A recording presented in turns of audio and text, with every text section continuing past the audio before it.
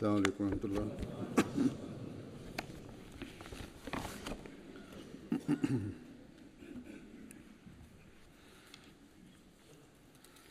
أشهد أن لا إله إلا الله وحده لا شريك له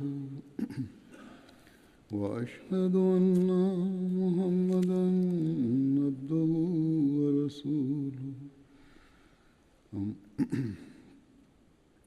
أما بعد فأعوذ بالله من الشيطان الرجيم بسم الله الرحمن الرحيم الحمد لله رب العالمين الرحمن الرحيم مالك يوم الدين إياك نعبد وإياك نستعين اهدنا الصراط المستقيم صراط الذين أنعمت عليهم غير المغضوب عليهم ولا الضالين۔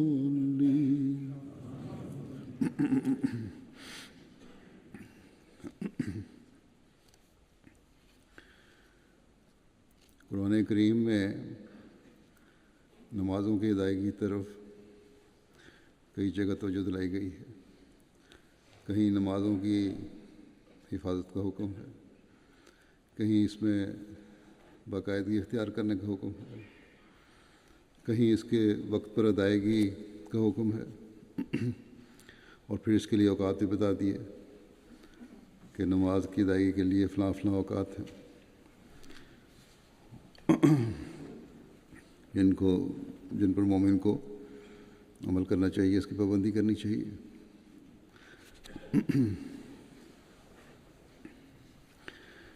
غرض کہ نمازوں کی ادائیگی اور اس کی فرضیت کے بارے میں بار بار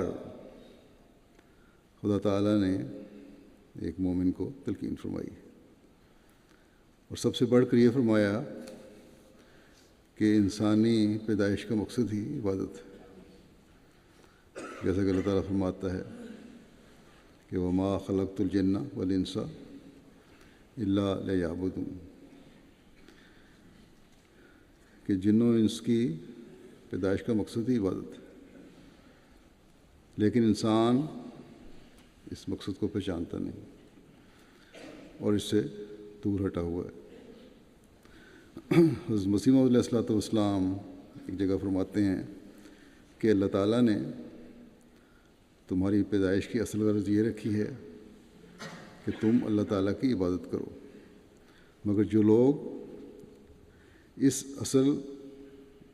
اصلی اور فطری غرض کو چھوڑ کر حیوانوں کی طرح زندگی کی غرض صرف کھانا پینا اور سو رہنا سمجھتے ہیں، وہ خدا تعالیٰ کے فضل سے دور جا پڑتے ہیں، اور خدا تعالیٰ کی ذمہ داری ان کے لیے نہیں رہتی۔ بس یہ غرض ہے جو ایک ایمان کا دعویٰ کرنے والے کو اپنی تمام تر کوششوں سے، توجہ سے پوری کرنے کی کوشش کرنی چاہیے، تاکہ اللہ تعالیٰ کے فضل کے وارث بنتے رہیں، اللہ تعالیٰ کے فضلوں کو حاصل کرتے رہیں۔ اور عبادت کی غرض کس طرح پوری ہوتی ہے، اس کے لیے اسلام نے ہمیں 5 وقت کی نمازوں کی ادائیگی کا حکم دیا ہے۔ ایک روایت حدیث میں ہے کہ نماز عبادت کا مغز ہے، بس اس مغز کو حاصل کر کے ہی ہم عبادت کا مقصد پورا کر سکتے ہیں۔ ہماری خوش قسمتی ہے کہ ہم نے اس زمانے کے امام کو مانا، جنہوں نے ہمیں باتوں کے صحیح طریقے سکھائے، ہمیں حکمت سکھائی کہ کس لیے باتیں کرنی ضروری ہیں۔ بار بار متعدد موقعوں پر اپنی جماعت کو نمازوں کی طرف توجہ دلائی ہے، اس کی تفصیلات اور جزیات بتائیں، اس کی حکمت اور ضرورت بتائی ہے، تاکہ ہم اپنی نمازوں کی اہمیت کو سمجھیں اور اس میں حسن پیدا کر سکیں۔ اس وقت میں حضرت مسیح علیہ السلام کے بعض اقتباسات اس حوالے سے پیش کروں گا۔ بعض دفعہ موسم کی شدت یا راتیں چھوٹی ہونے کی وجہ سے خاص طور پر فجر کی نماز میں سستی ہو جاتی ہے۔ عمومی طور پر ظہر عصر کی نمازیں لوگ یا جمع کر لیتے ہیں یا بعض دفعہ صحیح طرح، بلکہ بعض لوگوں کو میں نے دیکھا ادائی نہیں کرتے کام کی زیادتی کی وجہ سے۔ تو چاہے موسم کی شدت ہو، راتوں کی نیند پوری نہ ہونا ہو، کام میں مصروفیت ہو، اس وجہ سے لوگ نمازیں یا تو چھوڑ دیتے ہیں یا پھر بعض دفعہ ایسے بھی ہیں، بعض لوگ کہتے ہیں جی ہم نے 3 نمازیں جمع کر لیں۔ آج کل یہاں ان ملکوں میں بڑی تیزی سے نماز کا وقت پیچھے آ رہا ہے، اور اب نظر آتا ہے فجر کی نماز پہ بھی کہ 1-1.5 صف کی کمی ہونی شروع ہو گئی ہے۔ بعض لوگ جو باہر سے آئے ہوئے ہیں ان کی وجہ سے کبھی کبھی تعداد زیادہ بھی ہو جاتی ہے، لیکن مقامی لوگوں کو اس پر توجہ کرنی چاہیے، جو مساجد کے قریب رہتے ہیں، جن کے حلقے ہیں، کہ اپنی مساجد میں یا اپنے نماز سینٹروں میں باقاعدہ نماز کی ادائیگی کے لیے جایا کریں، خاص طور پر فجر کی ادائیگی کے لیے۔ اور صرف یہاں نہیں بلکہ دنیا کے ہر ملک میں اس کے لیے کوشش ہونی چاہیے کہ مسجدوں کو آباد کریں۔ خاص طور پر اگر عہدیدار اور جماعتی کارکنان واقفین زندگی اس طرح توجہ دیں تو نمازوں کی حاضری بہت بہتر ہو سکتی ہے۔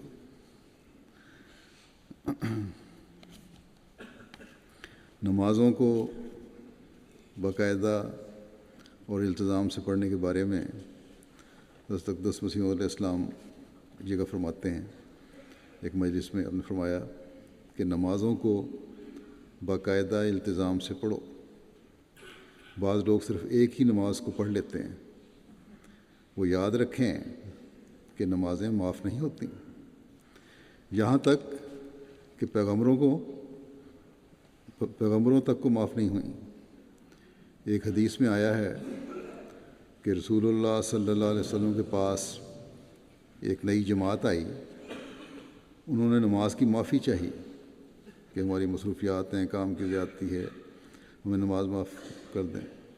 آپ نے فرمایا کہ جس مذہب میں عمل نہیں وہ مذہب کچھ نہیں۔ اس لیے اس بات کو خوب یاد رکھو اور اللہ تعالیٰ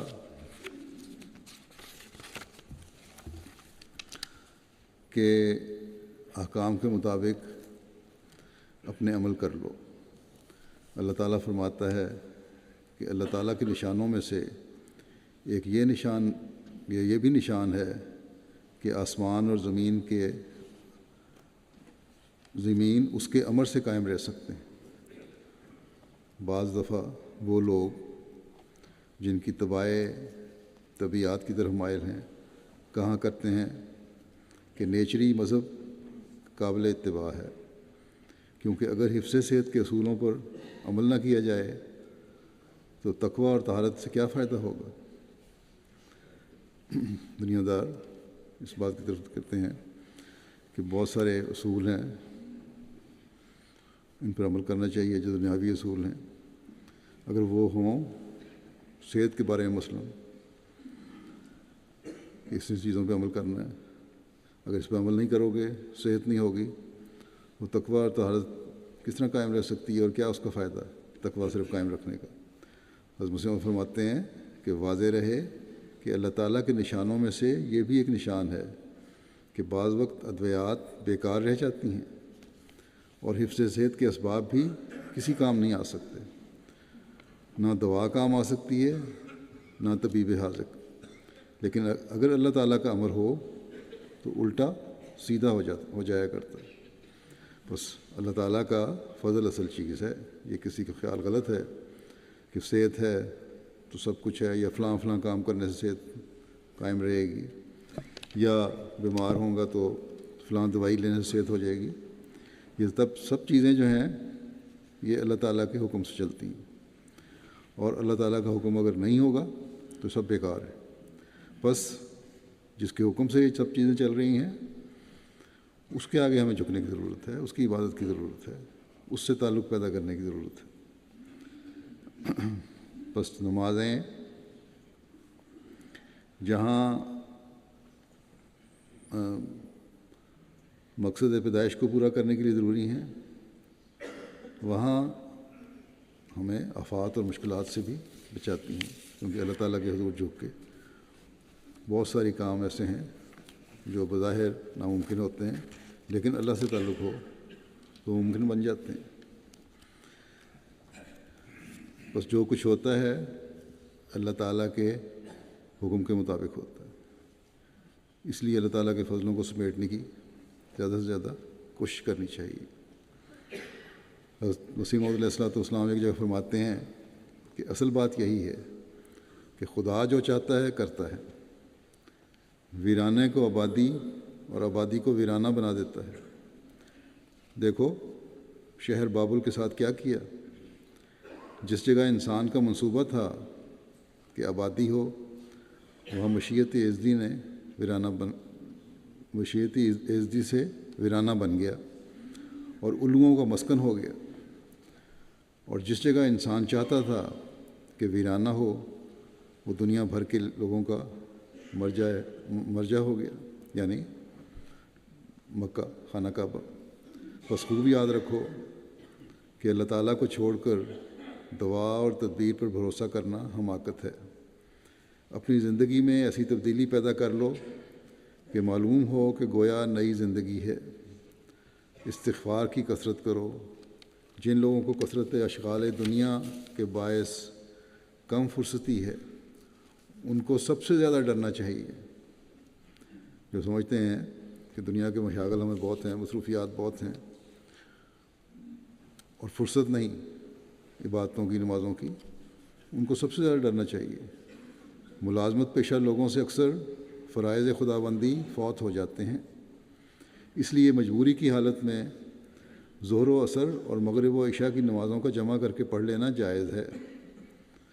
میں یہ بھی جانتا ہوں، آپ فرماتے ہیں کہ میں یہ بھی جانتا ہوں کہ اگر حکام سے نماز پڑھنے کی اجازت طلب کر لی جائے تو وہ اجازت دے دیا کرتے ہیں۔ جہاں انسان نوکری کرتا ہے، ملازمت کرتا ہے، اگر ان افسروں پر اچھا اثر ہو اور ان سے اجازت لی جائے نمازوں کی تو اجازت دے دیتے ہیں نماز پڑھنے کی۔ فرمایا نیز اعلیٰ حکام کی طرف سے ماتحت افسروں کو اس بارے میں خاص ہدایات ملی ہوئی ہوتی ہیں، بعض جگہ ہدایات ہوتی بھی ہیں۔ فرمایا کہ ترک نماز کے لیے ایسے بے جا عذر بجز اپنے نفس کی کمزوری کے اور کوئی نہیں۔ حقوق اللہ اور حقوق العباد میں ظلم و زیادتی نہ کرو، اپنے فرائض منصبی نہایت دیانتداری سے بجا لاؤ۔ پھر صرف نمازیں ہی نہیں بلکہ اس سے بڑھ کر آپ ہم سے توقع رکھتے ہیں، اور اس بارے میں نوافل اور تہجد کی طرف توجہ دلاتے ہوئے آپ فرماتے ہیں کہ اس زندگی کے کل انفاس اگر دنیاوی کاموں میں گزر گئے تو آخرت کے لیے کیا ذخیرہ کیا؟ اگر سارے وقت، ہر سانس، ہر لمحہ انسان نے دنیا داری کے کمانے میں صرف کر دیا تو آخرت کے لیے کیا جمع کیا؟ فرمایا کہ تہجد میں خاص کر اٹھو اور ذوق اور شوق سے ادا کرو۔ درمیانی نمازوں میں بباعث ملازمت کے ابتلا آ جاتا ہے۔ فرمایا کہ رازق اللہ تعالیٰ ہے، نماز اپنے وقت پر ادا کرنی چاہیے۔ زور و اثر کی کبھی کبھی جمع ہو سکتی ہے۔ اللہ تعالیٰ جانتا ہے کہ ضعیف لوگ ہوں گے، اس لیے یہ گنجائش رکھتی، مگر یہ گنجائش 3 نمازوں کے جمع کرنے میں نہیں ہو سکتی، جبکہ ملازمت میں اور دوسرے کئی امور میں لوگ سزا پاتے ہیں اور مورد عتاب حکام ہوتے ہیں۔ تو اگر اللہ تعالیٰ کے لیے تکلیف اٹھاویں تو کیا خوب ہے۔ آخر دنیاوی ملازمتوں میں، دنیاوی کاموں میں بھی لوگ سزا پاتے ہیں اور تکلیف اٹھاتے ہیں بعض دفعہ۔ تو نمازیں پڑھنے کے لیے اللہ تعالیٰ کی خاطر اگر تھوڑی سی تکلیف اٹھا لی تو یہ تو فائدہ ہی فائدہ ہے۔ بس ایک مومن کو یاد رکھنا چاہیے ہمیشہ، اب راتیں چھوٹی آ رہی ہیں، نہ چھوٹی راتیں نماز کے قضا کرنے سے روکیں یا بالکل ادا نہ کرنے سے روکیں، اور نہ دنیاوی کاموں کی مصروفیات اس کے راستے میں روک بنے۔ بس اس لحاظ سے ہمیں ہر وقت اپنے نفس کا محاسبہ کرتے رہنے کی ضرورت ہے۔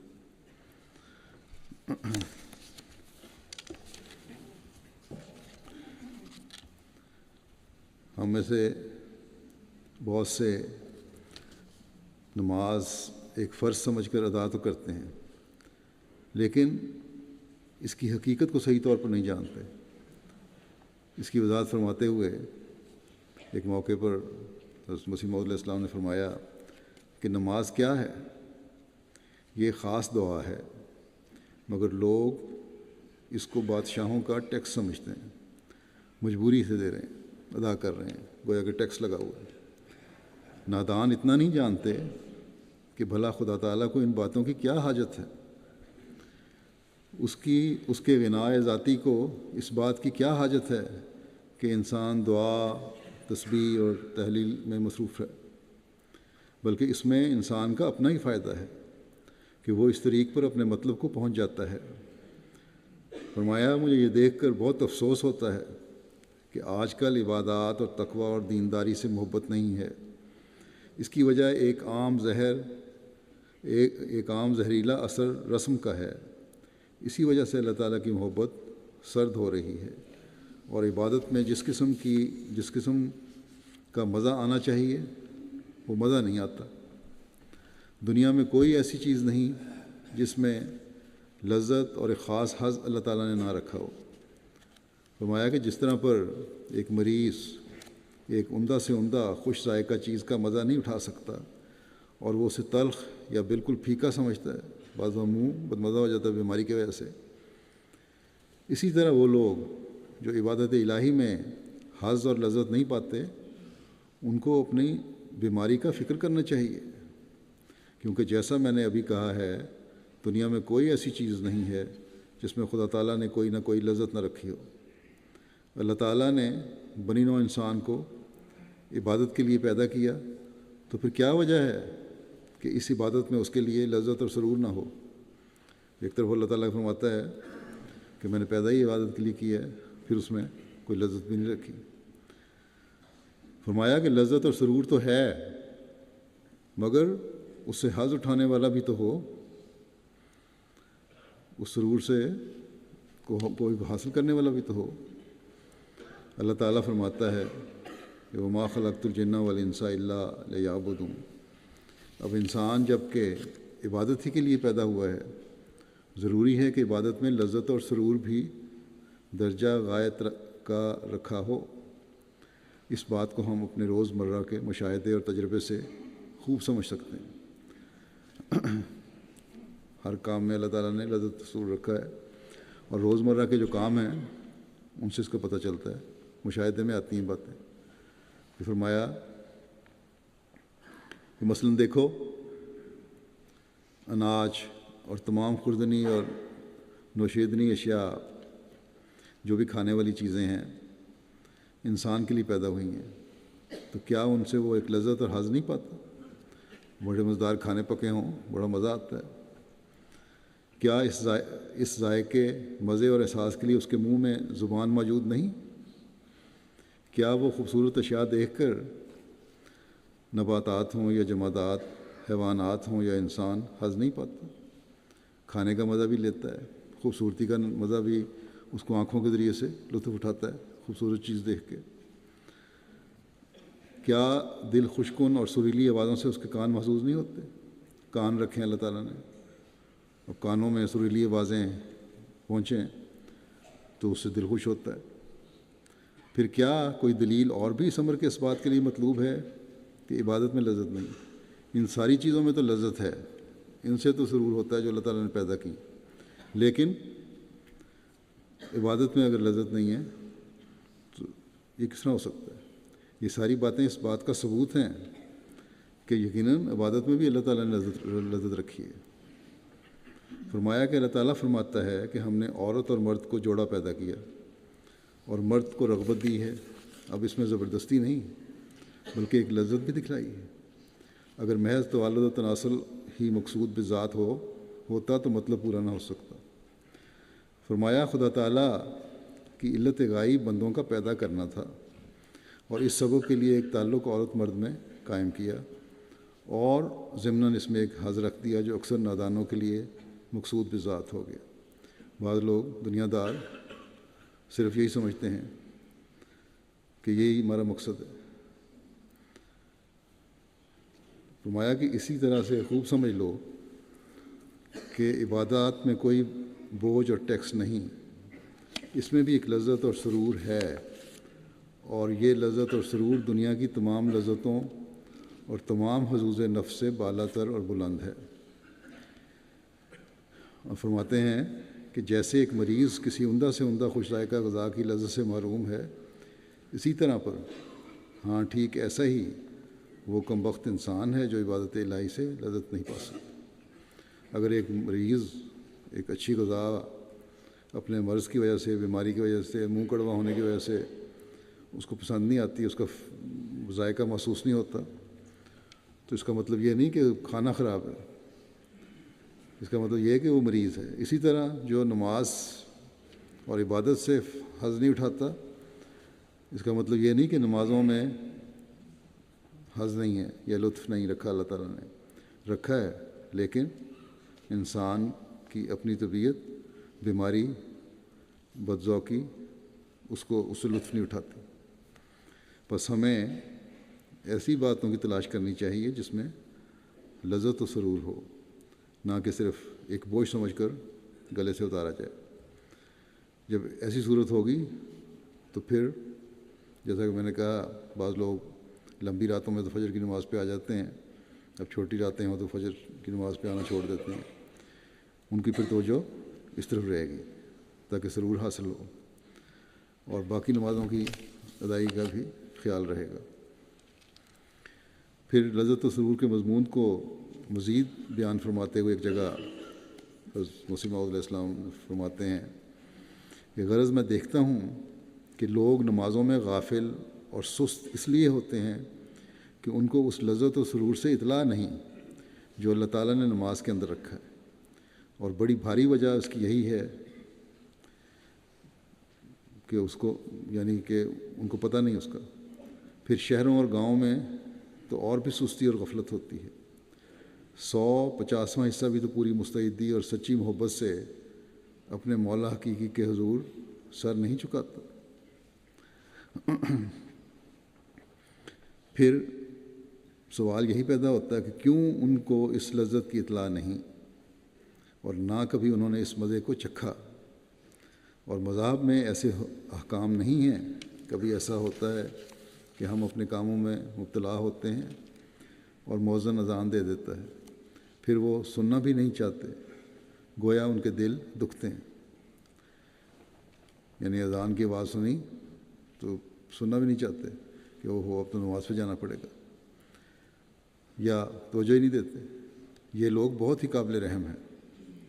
بعض لوگ یہاں بھی ایسے ہیں کہ ان کی دکانیں دیکھو تو مسجدوں کے نیچے ہیں، مگر کبھی جا کر کھڑے بھی تو نہیں ہوتے۔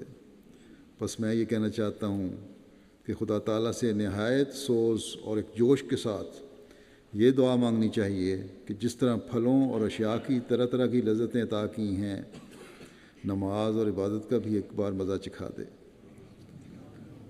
فرمایا کہ کھانے کی، پھلوں کی، باقی چیزوں کا مزہ آتا ہے نا زبان میں، اسی طرح اللہ تعالیٰ سے دعا کرو کہ اللہ تعالیٰ ہمیں نماز کا بھی مزہ چکھا دے۔ فرمایا کہ کھایا ہوا یاد رہتا ہے۔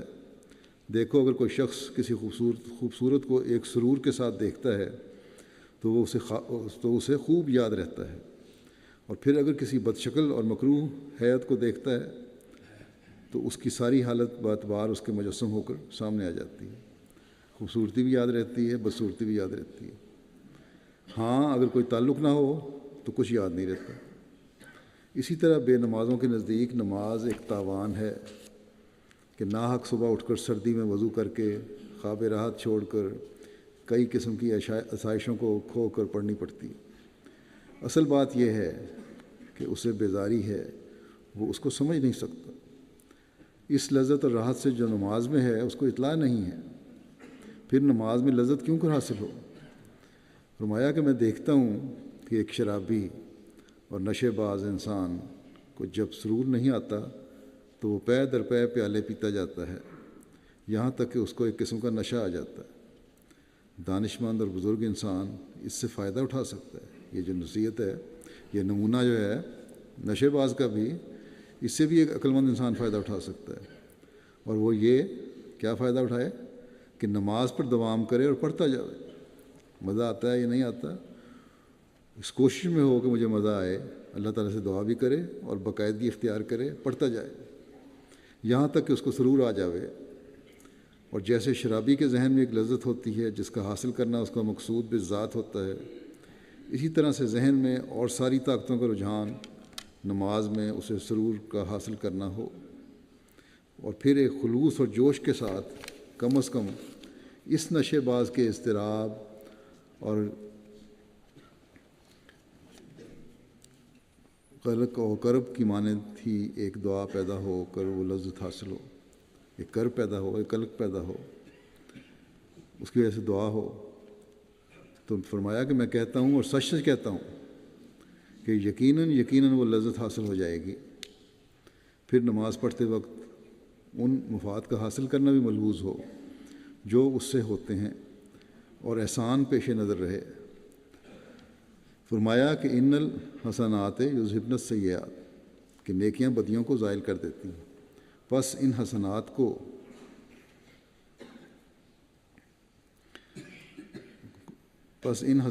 اور لذات کو دل میں رکھ کر دعا کرے کہ وہ نماز جو کہ صدیقوں اور محسنوں کی ہے وہ نصیب کرے۔ یہ دعا ہو۔ فرمایا کہ یہ جو فرمایا ہے کہ ان الحسنات یذہبن السیئات، یعنی نیکیاں یا نماز بدیوں کو دور کرتی ہیں، یا دوسرے مقام پر فرمایا ہے کہ نماز فواحش اور برائیوں سے بچاتی ہے، اور ہم دیکھتے ہیں کہ بعض لوگ باوجود نماز پڑھنے کے پھر بدیاں کرتے ہیں۔ یہ بھی نظر آتا ہے دنیا میں، بڑی نمازیں پڑھ رہے ہوتے ہیں بظاہر لیکن بدیاں کرتے ہیں۔ اس کا جواب یہ ہے، فرمایا اس کا جواب یہ ہے کہ نمازیں پڑھتے ہیں مگر نہ روح اور راستی کے ساتھ، سچائی کے ساتھ اور دل لگا کر اور روح کی گہرائی سے نماز نہیں پڑھتے، وہ صرف رسم اور عادت کے طور پر ٹکرے مارتے ہیں۔ ان کی روح مردہ ہے۔ اللہ تعالیٰ نے ان کا نام حسنات نہیں رکھا، اور یہاں جو حسنات کا لفظ رکھا، الصلاۃ کا لفظ نہیں رکھا، باوجود ہے کہ معنی وہی ہیں۔ اس کی وجہ یہ ہے کہ تا نماز کی خوبی اور حسن و جمال کی طرف اشارہ کرے کہ وہ نماز بدیوں کو دور کرتی ہے، جو اپنے اندر ایک سچائی کی روح رکھتی ہے اور فیض کی تاثیر اس میں موجود ہے۔ وہ نماز یقیناً برائیوں کو دور کرتی ہے۔ نماز نشست و برخاست کا نام نہیں ہے۔ نماز کا مغز اور روح وہ دعا ہے جو ایک لذت و سرور اپنے اندر رکھتی ہے۔ پھر نماز کی مختلف حالتوں کی حکمت اور جو اثر ان کا ہم پر ہونا چاہیے، اس کی تفصیل بیان فرماتے ہوئے ایک جگہ ایک موقع پر آپ نے فرمایا کہ یاد رکھو صلاۃ میں حال اور کال دونوں کا جمع ہونا ضروری ہے، یعنی اپنی ایسی کیفیت ہی پیدا ہو، ایسی حالت پیدا ہو جو نماز کی حالت ہونی چاہیے، اور دوسرے یہ بھی احساس ہو کہ انسان اللہ تعالیٰ کے سامنے کھڑا ہے، اسے باتیں کر رہا ہے۔ فرمایا کہ بعض وقت اعلام تصویری ہوتا ہے، یعنی تصویری حالت پیدا ہوتی ہے، ایسی شکل پیدا ہوتی ہے جس کو تصویری شکل دی جاتی ہے، ایسی تصویر دکھائی جاتی ہے۔ فرمایا ایسی تصویر دکھائی جاتی ہے جس سے دیکھنے والے کو پتہ ملتا ہے کہ اس کا منشا یہ ہے۔ ایسا ہی صلاۃ میں منشاء الہی کی تصویر ہے۔ نمازیں جو ہیں اس کی جو مختلف حالتیں ہیں، اس میں اللہ تعالیٰ کیا چاہتا ہے انسان سے، اس کا تصویری ایک نمونہ قائم کیا گیا ہے۔ فرمایا کہ نماز میں جیسے زبان سے کچھ پڑھا جاتا ہے، ویسے ہی اعضاء و جوارح حرکات سے کچھ دکھایا بھی جاتا ہے۔ نماز میں جو ہم پڑھتے ہیں منہ سے، ہماری جو حرکتیں ہیں ان کا اظہار بھی ان الفاظ کے ساتھ ہونا چاہیے۔ فرمایا جب انسان کھڑا ہوتا ہے اور تحمید و تسبیح کرتا ہے، اس کا نام قیام رکھا۔ اب ہر ایک شخص جانتا ہے کہ حمد و ثناء کے مناسب حال قیام ہی ہے۔ جب انسان کھڑا ہو، تسبیح و تحمید کر رہا ہو، حمد و ثناء اللہ تعالیٰ ہی کر رہا ہو، تو کھڑا ہو کر کرتا ہے۔ فرمایا کہ دیکھو بادشاہوں کے سامنے جب قصائد سنائے جاتے ہیں تو آخر کھڑے ہو کر پیش کرتے ہیں، تو ادھر ظاہری طور پر قیام رکھا ہے اور ادھر زبان سے حمد و ثناء بھی رکھی ہے۔ مطلب اس کا یہی ہے کہ روحانی طور پر بھی اللہ تعالیٰ کے حضور کھڑا ہو، جب کھڑا ہو سامنے اور سورہ فاتحہ پڑھ رہا ہو، حمد و ثناء کر رہا ہو، تو روحانی طور پر بھی یہ قیام نظر آنا چاہیے، دل پہ اثر ہونا چاہیے۔ فرمایا کہ حمد ایک بات پر قائم ہو کر کی جاتی ہے، جو شخص مصدق ہو کر کسی کی تعریف کرتا ہے تو وہ ایک رائے پر قائم ہو جاتا ہے۔ جھوٹی تعریفیں تو نہیں ہوتی، کسی کی تعریف کی جاتی ہے، اگر حقیقی سچا انسان ہے تو کسی کی تصدیق کر کی تعریف کرتا ہے۔ فرمایا کہ اس الحمدللہ کہنے والے کے واسطے ضروری ہوا کہ وہ سچے طور پر الحمدللہ اسی وقت کہہ سکتا ہے کہ پورے طور پر اس کو یقین ہو جائے کہ جمیع اقسام محمد کے اللہ تعالیٰ ہی کے لیے ہیں، تمام قسم کی جو تعریفیں ہیں وہ اللہ تعالیٰ کے لیے ہیں۔ جب یہ بات دل میں انشراح کے ساتھ پیدا ہو گئی تو یہ روحانی قیام ہے۔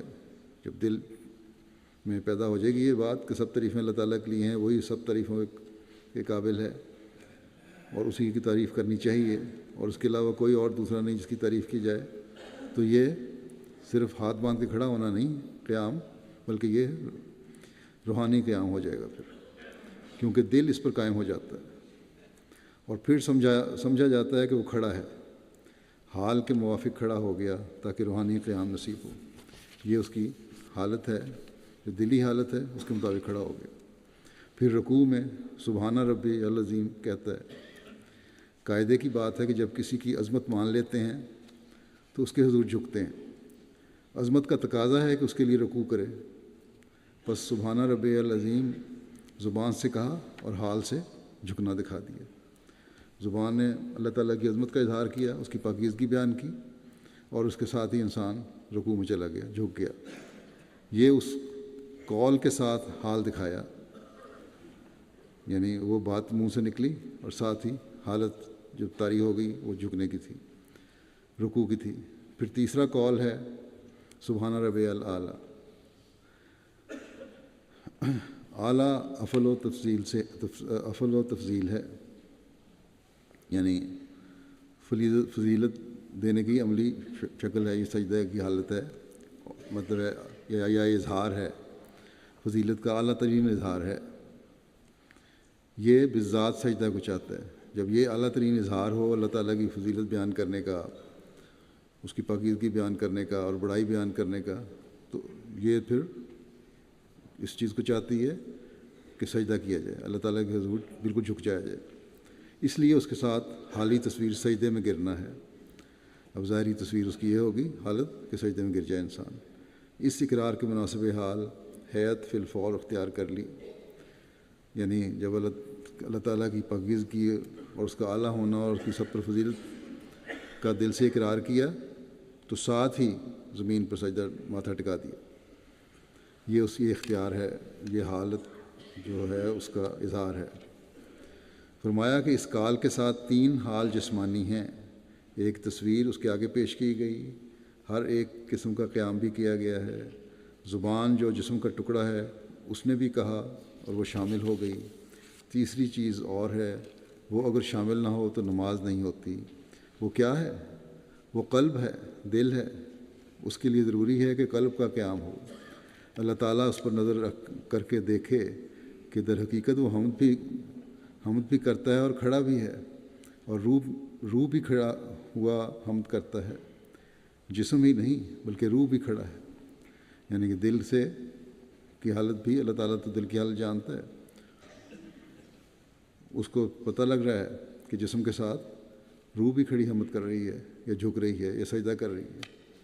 اور جب سبحان ربی العظیم کہتا ہے تو دیکھے کہ اتنا ہی نہیں کہ صرف عظمت کا اقرار ہی کرے، اقرار ہی کیا ہے، نہیں بلکہ ساتھ ہی جھکا بھی ہے اور اس کے ساتھ ہی روح بھی جھک گیا ہے. پھر تیسری نظر میں خدا کے حضور سجدہ میں گرا ہے. اس کی علو شان کا ملاحظہ ملا کر اس کے ساتھ ہی دیکھے کہ روح میں الوہیت کے آستانہ پر گری ہوئی ہے.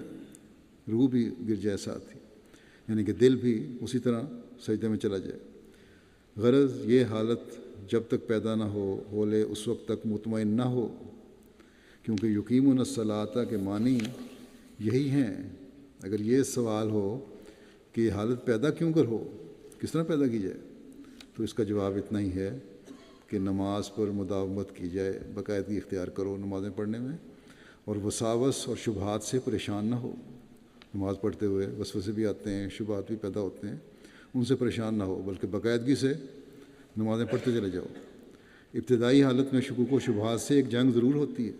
شروع میں یہ شکوک و شبہات ہیں، وسوسے ہیں، ان سے ایک جنگ انسان کی رہتی ہے. شیطان حملے کرتا ہے، شیطان سے جنگ جاری رہتی ہے. اس کا علاج یہی ہے کہ نہ تھکنے والے استقلال اور صبر کے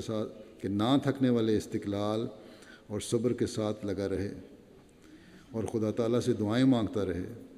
آخر وہ حالت پیدا ہو جاتی ہے جس کا فرمایا کہ میں نے ابھی ذکر کیا ہے. بس مستقل مزاجی شرط ہے. اگر انسان میں پیدا ہو جائے تو اللہ تعالیٰ دوڑ کو پھر اپنے بندے کی طرف آتا ہے. پھر اللہ تعالیٰ کے فضل بھی نازل ہوتے ہیں. لیکن اس حقیقت کو بہت سے لوگ سمجھتے نہیں، جلد بازی میں خدا تعالیٰ کے در کو چھوڑ دیتے ہیں، یا اس کی اہمیت کو نہیں سمجھتے، کم اہمیت سمجھتے ہیں، اور دنیا کی داروں کی طرف پھر دوڑ لگا دیتے ہیں. حضرت اقدس مسیح موعود فرماتے ہیں کہ پھر یہ بات یاد رکھنے کے قابل ہے کہ یہ نماز جو اپنی اصلی معنوں میں نماز ہے، دعا سے حاصل ہوتی ہے. غیر اللہ سے سوال کرنا مومنانہ غیرت کے صریح اور سخت مخالف ہے، کیونکہ یہ مرتبہ دعا کا اللہ ہی کے لیے. عام ایک دوسرے سے واسطہ پڑتا رہتا ہے، سوال ہوتے ہیں، لیکن ایسے سوال جن کا تعلق صرف خدا تعالیٰ سے ہے، خدا تعالیٰ کو چھوڑ کر کسی پہ امید رکھنا، کسی سے، اور صرف اسی کی پر انحصار کرنا، یہ چیز غلط ہے. فرمایا جب تک انسان پورے طور پر خفیف ہو کر اللہ تعالیٰ ہی سے سوال نہ کرے اور اسی سے نہ مانگے، سچ سمجھو کہ حقیقی طور پر وہ مسلمان اور سچا مومن کہلانے کا مستحق نہیں. اسلام کی حقیقت ہی یہ ہے کہ اس کی تمام طاقتیں اندرونی ہوں یا بیرونی، سب کی سب اللہ تعالیٰ ہی کے آستانے پر گری ہوئی ہیں. جس طرح پر ایک بڑا انجن بہت سے کلوں کو چلاتا ہے، بہت سے پرزوں کو چلاتا ہے، بس اسی طور پر جب تک انسان اپنے ہر کام اور ہر حرکت و سکون کو اسی انجن کی طاقت عظمیٰ کے ماتحت نہ کر لوے، وہ کیوں کر اللہ تعالیٰ کی الوہیت کا قائل ہو سکتا ہے اور اپنے آپ کو انی وجہت وجہہ للذی فطر السماوات والارض کہتے وقت واقعی حنیف کہہ سکتا ہے؟ جیسے منہ سے کہتا ہے ویسے ہی ادھر کی طرف متوجہ ہو تو لا ریب وہ مسلم ہے. وہ مومن اور حنیف ہے، جس طرح منہ سے کہا ہے اسی طرف اللہ تعالیٰ کی طرف توجہ بھی ہو جائے تو وہ مسلمان بھی ہے، وہ مومن بھی ہے اور وہ حنیف بھی ہے، موحد بھی ہے۔ لیکن جو شخص اللہ تعالیٰ کے سوا غیر اللہ سے سوال کرتا ہے اور ادھر بھی جھکتا ہے، یعنی ایک طرف اللہ تعالیٰ کی طرف جھک رہا ہے یا اللہ تعالیٰ کے علاوہ اس طرف جھک رہا ہے یا اللہ کے ساتھ دوسروں کو بھی ملا رہا ہے، وہ یاد رکھے کہ بڑا ہی بدقسمت اور محروم ہے کہ اس پر وہ وقت آ جانے والا ہے کہ وہ زبانی اور نمائشی طور پر اللہ تعالیٰ کی طرف نہ جھک سکے، یعنی پھر اللہ تعالیٰ اسے پرے ہٹ جاتا ہے، وہ ظاہری طور پر بھی نہیں جھکنے والا ہوتا۔ پھر ایک وقت ایسا آتا ہے۔ فرمایا کہ ترک نماز کی عادت اور کسل کی ایک وجہ یہ بھی ہے کیونکہ جب انسان غیر اللہ کی طرف جھکتا ہے تو روح اور دل کی طاقتیں اس درخت کی طرح جس کی شاخیں ابتداً ایک طرف کر دی جاویں اور اس طرف جھک کر پرورش پا لیں، ادھر ہی جھکتا ہے، اور خدا تعالیٰ کی طرف سے ایک سختی اور تشدد اس کے دل میں پیدا ہو کر اسے منجمد اور پتھر بنا دیتا ہے۔ پتھر درختوں کی شاخیں اگر ایک طرف باندھ کر دی جائیں تو ادھر ہی چلتی جاتی ہیں، اس لیے انسان بھی پھر اگر بندوں کی طرف جھکتا ہے تو بندوں کی طرف ہی چلا جاتا ہے، اور پھر اللہ تعالیٰ کی طرف سے بھی اس کا دل سخت ہو جاتا ہے۔ فرمایا کہ جیسے وہ شاخیں جو جھکتی ہیں ایک طرف پھر دوسری طرف مڑ نہیں سکتا، اسی طرح پر دل اور روح دن بدن خدا تعالیٰ سے دور ہوتی جاتی ہے۔ بس یہ بڑی خطرناک اور دل کو کپ کپا دینے والی بات ہے کہ انسان اللہ تعالیٰ کو چھوڑ کر دوسرے سے سوال کرے۔ اسی لیے نماز کا التزام اور پابندی بڑی ضروری چیز ہے تاکہ اولاً وہ ایک عادت راسخہ کی طرح قائم ہو اور رجوع اللہ کا خیال ہو، پھر رفتہ رفتہ وہ وقت خود آ جاتا ہے جبکہ انقطاع کلی کی حالت میں انسان ایک نور اور ایک لذت کا وارث ہو جاتا ہے۔ پہلے تو کوشش کر کے نماز پڑھنی پڑتی ہے اور آہستہ آہستہ جب عادت پڑ جائے، خالص ہو کر جب جھکتا چلا جائے اللہ کی طرف تو پھر اللہ تعالیٰ کے فضلوں کا وارث بن جاتا ہے۔ فرمایا کہ میں اس عمر کو پھر تاکید سے کہتا ہوں، افسوس ہے کہ مجھے وہ لفظ نہیں ملے جن میں غیر اللہ کی طرف رجوع کرنے کی برائیاں بیان کر سکوں۔ لوگوں کے پاس جا کر منت خوشامد کرتے ہیں، یہ بات خدا تعالیٰ کی غیرت کو جوش میں لاتی ہے کیونکہ یہ تو لوگوں کی نماز ہے، بس وہ اس سے ہٹتا اور اس سے دور پھینک دیتا ہے۔ میں موٹے الفاظ میں اس کو بیان کرتا ہوں، گو یہ امر اس طرح پر نہیں ہے مگر سمجھ میں خوب آ سکتا ہے۔ یہ باتیں اس طرح تو نہیں، لیکن ایک مثال ہے دنیاوی، وہ بیان کرتا ہوں سمجھانے کے لیے کہ جیسے ایک مرد غیور کی غیرت تقاضا نہیں کرتی کہ وہ اپنی بیوی کو کسی غیر کے ساتھ تعلق پیدا کرتے ہوئے دیکھ سکے، اور جس طرح پھر ایسی حالت میں یہ بھی صورت ہو جاتی ہے کہ اس نابکار عورت کو واجب قتل سمجھتا ہے، بعض لوگ ایسے بھی ہوتے ہیں۔ تو فرمایا کہ عبودیت اور دعا خاص اسی ذات کے مد مقابل ہیں، وہ پسند نہیں کرتا، یعنی کہ عبودیت اور دعا صرف اللہ تعالیٰ سے کرنی چاہیے، کیوں اللہ تعالیٰ پسند نہیں کرتا کہ کسی اور کو معبود قرار دیا جاوے یا پکارا جاوے۔ بس خوب یاد رکھو اور پھر یاد رکھو کہ غیر اللہ کی طرف جھکنا خدا سے کاٹنا ہے۔ نماز اور توحید کچھ ہی کہو کیونکہ توحید کے عملی اقرار کا نام ہی نماز ہے۔ اس وقت بے برکت اور بے سود ہوتی ہے جب اس میں نیستی اور تذلل کی روح اور حنیف دل نہ ہو۔ بعض لوگ کہتے ہیں کہ ہم بہت روئے، بہت نمازیں پڑھیں لیکن کچھ حاصل نہ ہوا۔ ایسے لوگوں کی بات کی نفی کرتے ہوئے حضرت مسیح علیہ السلام فرماتے ہیں کہ بعض لوگوں کا یہ خیال ہے کہ اللہ تعالیٰ کے حضور رونے دھونے سے کچھ نہیں ملتا، بالکل غلط اور باطل ہے یہ بات۔ ایسے لوگ اللہ تعالیٰ کی ہستی اور اس کی صفات قدرت و تصرف پر ایمان نہیں رکھتے۔ اگر ان میں حقیقی ایمان ہوتا تو وہ ایسے کہنے کی ضرورت نہ کرتے۔ جب کبھی کوئی شخص اللہ تعالیٰ کے حضور آیا ہے اور اس نے سچی توبہ کے ساتھ رجوع کیا ہے، اللہ تعالیٰ نے ہمیشہ اس پر اپنا فضل کیا ہے۔ یہ کسی نے بالکل سچ کہا ہے کہ عاشق کے شد کہ یار بحالش نظر نہ کرت، اے خواجہ درد نیست وگرنہ طبیب ہست، یعنی وہ عاشق ہی کیا کہ محبوب جس کی طرف نظر ہی نہ کرے، اے صاحب درد ہی نہیں ہے وگرنہ طبیب تو موجود ہے۔ یہ غلط ہے کہ تمہیں درد ہے۔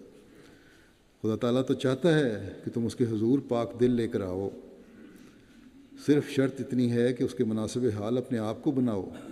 یہ بہت بڑی بات ہے. اس کے مناسب حال اپنے آپ کو بناؤ، جس طرح اس نے کہا ہے اس طرح چلو. اور وہ سچی تبدیلی جو خدا تعالیٰ کے حضور جانے کے قابل بنا دیتی ہے اپنے اندر کر کے دکھاؤ. میں تمہیں سچ سچ کہتا ہوں کہ خدا تعالیٰ میں عجیب در عجیب قدرتیں ہیں اور اس میں لا انتہا فضل و برکات ہیں، مگر ان کے دیکھنے اور پانے کے لیے محبت کی آنکھ پیدا کرو. اللہ تعالیٰ سے سچی محبت پیدا کرو. فرمایا کہ اگر سچی محبت ہو تو خدا تعالیٰ بہت دعائیں سنتا ہے اور تائیدیں کرتا ہے. بس اپنی حالت ہمیں ایسی بنانے کی ضرورت ہے کہ خدا تعالیٰ ہماری سنے. جو اعتراض کرتے ہیں کہ اللہ تعالیٰ سنتا نہیں، ان میں سے اکثریت تو نمازیں بھی 5 وقت پوری نہیں پڑھتی. صرف نماز کا خیال اس وقت آتا ہے جب کوئی دنیاوی مشکل ہو. اللہ تعالیٰ فرماتا ہے کہ میں ضرور سنوں گا لیکن تم میرے حکموں پر چلو. اب ہر ایک اپنے جائزے لے لے کہ کیا وہ خدا تعالیٰ کے حکموں پر عمل کرتا ہے. اگر اللہ تعالیٰ پر شکوہ ہے تو پہلے اس بات کا جواب دے کہ کتنے ہیں. جو حضرت مسلم صاحب نے ایک جگہ لکھا ہے کہ اللہ قرآن کریم میں 700 حکم ہیں کہ ان 700 حکموں پر عمل کرتے ہیں.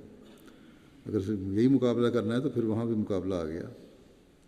یہ تو خدا تعالیٰ کا احسان ہے کہ اس کے باوجود اپنے بندوں پر رحم کرتے ہوئے ان سے صرف نظر کرتا ہے، ان کی بہت ساری باتوں سے، ان کی بعض دعاؤں کو سن بھی لیتا ہے.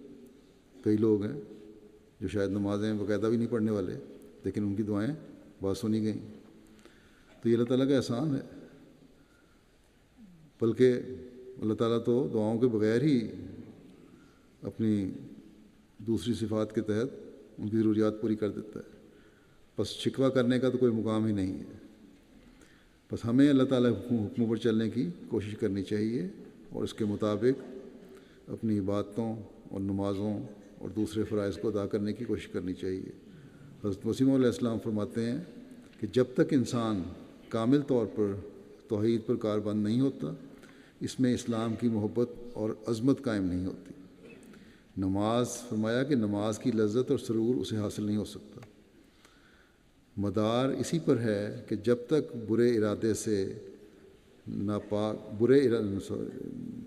مدار اسی پر ہے کہ جب تک برے ارادے، ناپاک اور گندے منصوبے بھسم نہ ہوں، انانیت اور دشمنی دور ہو کر نیستی اور فروتنی نہ آئے، خدا کا سچا بندہ نہیں کہلا سکتا.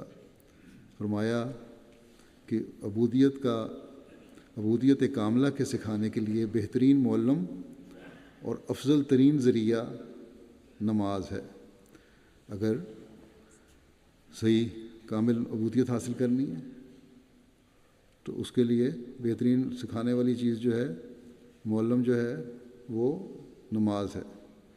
آپ نے فرمایا کہ میں پھر تمہیں بتلاتا ہوں کہ اگر خدا تعالیٰ سے سچا تعلق حقیقی ارتباط قائم کرنا چاہتے ہو تو نماز پر کاربند ہو جاؤ، اور ایسے کاربند بنو کہ تمہارا جسم، نہ تمہاری زبان بلکہ تمہاری روح کے ارادے اور جذبے سب کے سب ہمتاً نماز ہو جائیں. اللہ تعالیٰ ہمیں یہ توفیق عطا فرمائے کہ ہم اپنی نمازوں کی اس طرح حفاظت کرنے والے ہوں کہ ہماری روح اور ہمارے جذبے نماز کا حق ادا کرنے والے بن جائیں. نماز کے بعد میں ایک جنازہ غائبی پڑھاؤں گا جو محترمہ اصغری بیگم صاحبہ اہلیہ شیخ رحمۃ اللہ صاحب مرحوم سابق امیر جماعت کراچی کا ہے. 27 مارچ کو امریکہ میں مختصر علاج کے بعد 90 سال کی عمر میں ان کی وفات ہو گئی. انا للہ و انا الیہ راجعون. 1943 میں ان کی نکاح ہوا تھا شیخ رحمۃ اللہ صاحب کے ساتھ. اپنے خامد سے پہلے 1944 میں لاہور میں انہوں نے امدت قبول کی حضرت مسلم موعود رضی اللہ عنہ کے ہاتھ پر، اور تمام عمر خلافت کے ساتھ اپنے عہد بیت کو بڑے صدق و صفا سے نبھایا. اولاد کو بھی ہمیشہ خلافت سے وابستہ رکھنے کی تلقین فرماتی رہیں. خلافت کا انتہائی احترام کرنے والی تھیں. جب سے MTA شروع ہوا اس کو دیکھنا آپ کا محبوب ترین مشغلہ تھا. مرحومہ موسیہ تھیں. نہایت صابرہ و شاکرہ دعا کو تہجد گزار اور پابند صوم و صلات تھیں۔ تلاوت قرآن کریم اور باقاعدگی سے کرتیں۔ اپنے خاوند کے ساتھ جب خاوند کو جو خدمت کا موقع ملا کراچی میں، ان کے ساتھ شانہ بشانہ آپ بھی جماعت کی خدمت کرتی رہیں۔ مہمان نوازی آپ کا نمایاں وصف تھا۔ جب شیخ صاحب میری جماعت کراچی تھے تو ان کی بہت مصروفیات تھیں، اس میں مہمانداری بھی اس وقت زمانے میں بڑی ہوتی تھی، اس کی ذمہ داری بھی آپ نے خوب نبھائی۔ حضرت مسلم ماؤد، حضرت خلیفۃ مسیح ثالث، حضرت خلیفۃ مسیح رابع کی میزبانی کا ان کو شرف حاصل ہوا۔ مالی قربانی میں بھی بہت بڑی ہوئی تھی۔ 1950 میں ایک وقت جماعت پر مالی تنگی کا آیا تو اس وقت حضرت مسلم ماؤد نے خصوصی تحریک کی تھی، جس میں شیخ صاحب ان کے خاوند نے اپنی آمد کا بڑا حصہ جماعت کے لیے قربان کرتے رہے، اور یہ بھی ان کے ساتھ باقاعدہ تھیں قربانی میں۔ نہایت سادہ زندگی گزارنے والی، تکلفات سے پاک خاتون تھیں۔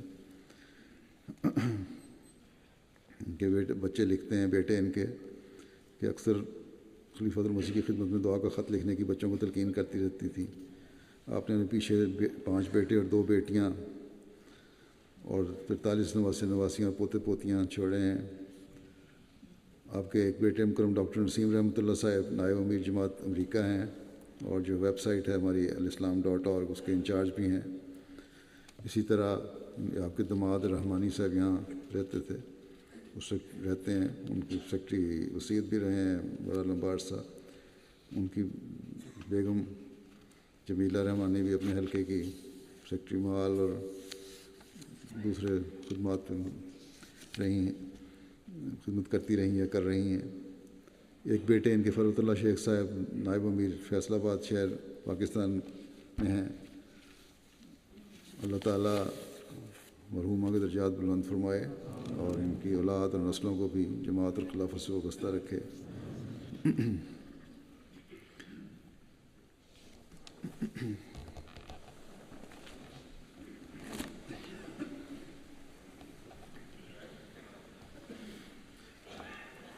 الحمد لله